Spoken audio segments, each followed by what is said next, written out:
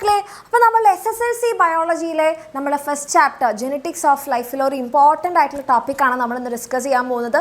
നിങ്ങളുടെ എക്സാമിന് ഒരു ഷുവർ ക്വസ്റ്റ്യൻ ആണ്, അപ്പോൾ ഒരു കാരണവശാലും മിസ് ചെയ്യാതിരിക്കുക. അപ്പോൾ നിങ്ങൾക്ക് എല്ലാവർക്കും DNA എന്താണെന്നറിയാം അല്ലേ?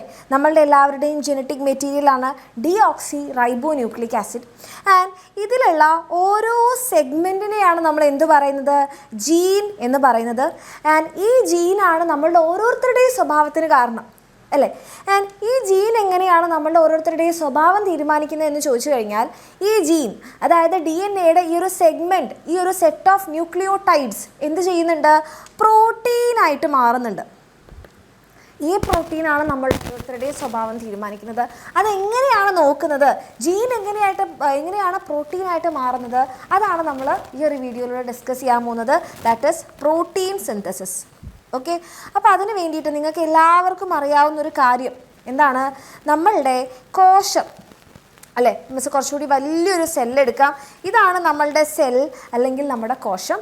ഓക്കെ, അപ്പോൾ മിസ് ഇവിടെ എഴുതാണ്, ഇതാണ് നമ്മളുടെ സെൽ അല്ലെങ്കിൽ കോശം. ഈ കോശത്തിനകത്ത് അല്ലേ ആരുണ്ട്? നമ്മുടെ ന്യൂക്ലിയസ് ഉണ്ട്. അപ്പം മിസ് ഇതേ നമ്മുടെ ന്യൂക്ലിയസിനെ വരയ്ക്കുകയാണ്. ഈ ന്യൂക്ലിയസിനകത്താണ് ആരുള്ളത്? നമ്മളുടെ DNA ഡീഓക്സി റൈബോ ന്യൂക്ലിക് ആസിഡ് ഉള്ളത്. ആൻഡ് ഇതിൻ്റെ ഒരു സെഗ്മെൻ്റാണ് അല്ലേ നമ്മുടെ ജീൻ എന്ന് പറഞ്ഞത്. ഈ ജീനാണ് നമുക്ക് എന്താക്കി മാറ്റേണ്ടത്? പ്രോട്ടീനാക്കി മാറ്റേണ്ടത്. റെഡിയാണോ? അപ്പോൾ ഫസ്റ്റ് സ്റ്റെപ്പ്, നമുക്ക് ഈ ജീൻ നമ്മുടെ ന്യൂക്ലിയസിൻ്റെ അകത്ത് നമ്മുടെ ഒറ്റൊന്നല്ലേ ഉള്ളൂ. അപ്പോൾ ഇത് നമുക്ക് അങ്ങനെ വെറുതെ ഇങ്ങനെ വിട്ടുകൊടുത്ത് കളിക്കാൻ വേണ്ടി പറ്റില്ല. നമ്മൾ എന്ത് ചെയ്യണം? ഇതിനെ പ്രോട്ടീനാക്കി മാറ്റാൻ വേണ്ടിയിട്ട് നമ്മൾ എന്ത് ചെയ്യും? നമ്മുടെ ഈ ഒരു മെസ്സേജ് നമ്മളൊരു RNA-യിലേക്ക് കോപ്പി ചെയ്യും അല്ലേ? നമ്മുടെ കയ്യിലൊരു സർട്ടിഫിക്കറ്റ് ഉണ്ടെങ്കിൽ, നിങ്ങളുടെ കയ്യിൽ എല്ലാവർക്കും പല പ്രോഗ്രാംസിനൊക്കെ ചിലപ്പോൾ കിട്ടിയിട്ടുള്ള സർട്ടിഫിക്കറ്റ് ഉണ്ടാവും. ചിലപ്പോൾ നിങ്ങൾ ഡാൻസിനോ അല്ലെങ്കിൽ നിങ്ങളുടെ യൂത്ത് ഫെസ്റ്റിവലിനോ സ്പോർട്സിനോ അല്ല അങ്ങനെയൊക്കെ പങ്കെടുത്ത സർട്ടിഫിക്കറ്റ് ഉണ്ടാവും. അപ്പോൾ നമുക്കൊരു ആവശ്യം വന്നു കഴിഞ്ഞാൽ നമ്മൾ ഒരിക്കലും അതിൻ്റെ ഒറിജിനൽ കോപ്പി കൊടുക്കാറില്ല. കാരണം ഒറ്റ ഒന്നല്ലേ ഉള്ളൂ, മിസ്സായാൽ എന്താക്കും? അപ്പോൾ എന്ത് ചെയ്യും? നമ്മളത് ഫോട്ടോസ്റ്റാറ്റ് എടുത്ത് കൊടുക്കും. അതാകുമ്പോൾ നഷ്ടപ്പെട്ടാലും കുഴപ്പമില്ല, ഒറിജിനൽ വെച്ച് ഇനിയും കോപ്പി ഉണ്ടാക്കാമല്ലോ.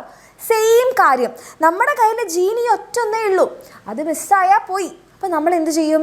ഇത് വെച്ച് പ്രോട്ടീൻ ഉണ്ടാക്കാൻ വേണ്ടി ഇതിൻ്റെ മെസ്സേജ്, നമ്മുടെ ഈ DNA-യുടെ മെസ്സേജ്, ഈ ജീനിൻ്റെ മെസ്സേജ് ഒരു RNA-യിലേക്ക് കോപ്പി ചെയ്യും. അപ്പോൾ ജീനിൻ്റെ മെസ്സേജ് അല്ലെങ്കിൽ DNA-യുടെ മെസ്സേജ് കൊണ്ടുവരുന്നത് ഒരു RNA ആണല്ലോ.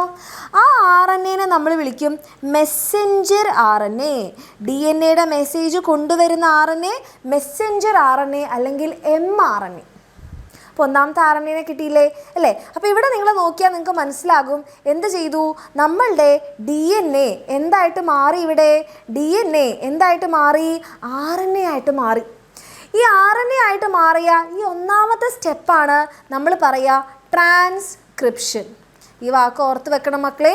നമ്മളുടെ DNA അതായത് ഒരു സെഗ്മെൻറ്റ് ഓഫ് ജീൻ, നമുക്ക് ജീനാണ് പ്രോട്ടീനായിട്ട് മാറ്റേണ്ടത്. ആ സെഗ്മെൻറ്റ് ഓഫ് ജീൻ DNA ആണല്ലോ. ഈ DNA ഒരു RNA-യിലേക്ക് മെസ്സേജ് കോപ്പി ചെയ്തു, അങ്ങനെ mRNA ഫോം ചെയ്തു. ഈ സ്റ്റെപ്പാണ് ട്രാൻസ്ക്രിപ്ഷൻ.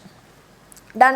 ഇനി നമ്മളുടെ ന്യൂക്ലിയസിന് ചുറ്റും കുറേ മൈന്യൂട്ടായിട്ടുള്ള പോഴ്സ് ഉണ്ട്, കുറേ മൈന്യൂട്ടായിട്ടുള്ള ഓപ്പണിങ്സ് ഉണ്ട്.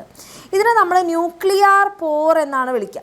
കുഞ്ഞു കുഞ്ഞു സുഷിരങ്ങളുണ്ട്. ഓക്കെ, അപ്പോൾ നമ്മളുടെ ഈ കുഞ്ഞു സുഷിരം വഴി ആര് പുറത്തേക്ക് വരികയാണ്? നമ്മളുടെ ഈ mRNA പുറത്തേക്ക് വരികയാണ്. കളർ മാറ്റി മാറിപ്പോകേണ്ടതാ. ഈ mRNA എവിടേക്ക് എത്തി? പുറത്തേക്ക് എത്തി. അതായത് സൈറ്റോപ്ലാസം അല്ലെ കോശദ്രവ്യത്തിലെത്തി. അങ്ങനെ നമ്മുടെ സൈറ്റോപ്ലാസത്തിൽ നമ്മുടെ mRNA ഇവിടെ വന്ന് നിൽക്കുകയാണ്. അപ്പോൾ ഇത് ആര് കാണും? ഇത് നമ്മളുടെ റൈബോസോം കാണും. നമ്മൾ കുഞ്ഞു ക്ലാസ്സിൽ പഠിച്ചിട്ടുണ്ട്, റൈബോസോമാണ് പ്രോട്ടീൻ ഫാക്ടറി അല്ലേ? അപ്പോൾ റൈബോസോം വന്ന് mRNA-യുടെ അടുത്ത് ചോദിക്കും. അപ്പോൾ റൈബോസോമിന് മനസ്സിലാവും, ഓ ഇത് DNA-യുടെ മെസ്സേജ് കൊണ്ടുവന്ന ആളാണ്, മെസ്സഞ്ചർ RNA ആണ് അല്ലേ? ആർക്ക് മനസ്സിലായി? ഇത് നമ്മളുടെ mRNA ആണെന്ന് റൈബോസോമിന് മനസ്സിലായി. അപ്പോൾ റൈബോസോമിൻ്റെ ഉള്ളിലുള്ള ആൾക്കാർ ഇത് വായിച്ച് മനസ്സിലാക്കും, DNA-യുടെ മെസ്സേജ് ഡീകോഡ് ചെയ്യും അല്ലേ? നമ്മൾ നമ്മുടെ ഫ്രണ്ട്സിനൊക്കെ അയക്കുമ്പം കോഡായിട്ട് അയച്ചു കൊടുക്കല്ലേ ചെയ്യുക? അത് നമ്മുടെ ഫ്രണ്ടിന് മാത്രമേ മനസ്സിലാവുള്ളൂ. അതേപോലെ DNA-യുടെ മെസ്സേജ് റൈബോസോം ഡീകോഡ് ചെയ്യും. എന്നിട്ട് പറയും, ഓ മനസ്സിലായി, ഇത് നമുക്ക് എന്ത് ചെയ്യണം? ഈ മെസ്സേജിനനുസരിച്ച് അമിനോ ആസിഡുകൾ കൂട്ടിച്ചേർക്കണം. പക്ഷെ പ്രശ്നമുണ്ട്, അമിനോ ആസിഡുകൾ വേറെ ഏതോ സ്ഥലത്താണുള്ളത് അല്ലേ? അമിനോ ആസിഡ് വേറെ ഏതോ സ്ഥലത്താണുള്ളത്. നമുക്ക് എന്ത് ചെയ്യണം? ഈ അമിനോ ആസിഡിനെ നമ്മൾ റൈബോസോമിലേക്ക് ട്രാൻസ്ഫർ ചെയ്യണം. ആര് ട്രാൻസ്ഫർ ചെയ്യും? അപ്പോഴാണ് ഒരാൾ മുന്നിലേക്ക് വരുന്നത്. നിങ്ങൾ ആരും പേടിക്കണ്ട, ഞാൻ എത്തിക്കാം. ഒരാൾ വരും. അങ്ങനെ ട്രാൻസ്ഫർ ചെയ്യുന്നത് ഒരു RNA ആണ്. ആ RNAനെ നമ്മൾ വിളിക്കും tRNA. ഓക്കെ, അമിനോ ആസിഡിനെ ട്രാൻസ്ഫർ ചെയ്ത RNA അതാണ് ട്രാൻസ്ഫർ RNA അല്ലെങ്കിൽ tRNA. അപ്പം നമ്മളുടെ റൈബോസോമിൽ എന്തെത്തി? അമിനോ ആസിഡുകൾ എത്തി. ഈ അമിനോ ആസിഡുകൾ ഇനി എന്ത് ചെയ്യണം? കൂട്ടിച്ചേർക്കണം അല്ലേ? എല്ലാ അമിനോ ആസിഡുകളെയും കൂട്ടിച്ചേർക്കുമ്പോഴാണ് നമുക്ക് എന്ത് കിട്ടുക? പ്രോട്ടീൻ കിട്ടുക. അങ്ങനെ അമിനോ ആസിഡിനെ കൂട്ടിച്ചേർക്കാൻ സഹായിക്കുന്നത് വേറൊരു RNA ആണ്. ഇത് റൈബോസോമിൽ വെച്ചല്ലേ നടക്കുന്നത്. അപ്പോൾ ദേ റൈബോസോമിനകത്തൊരു RNA ഉണ്ട്, അതാണ് റൈബോസോമൽ RNA. അമിനോ ആസിഡുകളെ ഇങ്ങനെ കൂട്ടിച്ചേർക്കുന്നത് റൈബോസോമൽ RNA ആണ്. ഇപ്പം എന്തായി മക്കളെ? ഇപ്പം നമ്മളുടെ mRNA എന്തായിട്ട് മാറിയിട്ടുണ്ട്? പ്രോട്ടീനായിട്ട് മാറിയിട്ടുണ്ട്.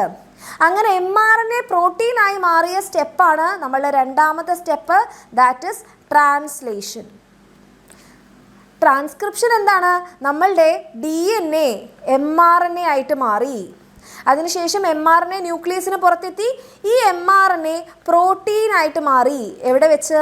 റൈബോസോമിൽ വെച്ച്. അതാണ് ട്രാൻസ്ലേഷൻ, രണ്ടാമത്തെ സ്റ്റെപ്പ്. അപ്പോൾ ഈ പ്രോട്ടീനാണ് നമ്മളുടെ സ്വഭാവം തീരുമാനിക്കുക. ഈ പ്രോട്ടീൻ എങ്ങനെ ഉണ്ടായത്? നമ്മളുടെ ഓരോരുത്തരുടെയും ഉള്ളിലുള്ള ജീനാണ് പ്രോട്ടീനായിട്ട് മാറിയത്. അതാണ് ഓരോരുത്തർക്കും ഓരോ സ്വഭാവം, ഓരോരുത്തരെയും കാണാൻ ഓരോ പോലെ ഇരിക്കുന്നത്. റെഡിയാണോ? അപ്പോൾ ഇവിടെ നിങ്ങൾ ആലോചിക്കേണ്ട വേറൊരാൾ കൂടിയുണ്ട്. അതാണ് നമ്മളുടെ 3 RNAകൾ.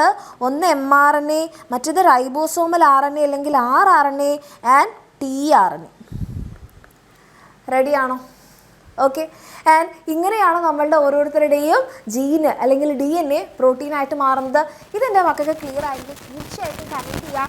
ആൻഡ് നിങ്ങളുടെ കമൻസ്, നിങ്ങളുടെ സപ്പോർട്ട് ഉണ്ടാകുമ്പോഴാണ് ഇങ്ങനത്തെ കുറേ വീഡിയോസും കോൺസെപ്റ്റിൻ്റെ കാര്യങ്ങളും നിങ്ങൾക്ക് വേണ്ടി പുതിയ കാര്യങ്ങളൊക്കെ നമുക്ക് ചെയ്യാനുണ്ടാവുക. ഓക്കെ, അപ്പോൾ നിങ്ങൾക്ക് തീർച്ചയായിട്ടും മനസ്സിലായിട്ടുണ്ട്, ഇഷ്ടമായിട്ടുണ്ടെങ്കിൽ കമൻറ്റ് ചെയ്യുക. നമുക്ക് നെക്സ്റ്റ് ഒരു വീഡിയോയിൽ കാണാം. ബൈ.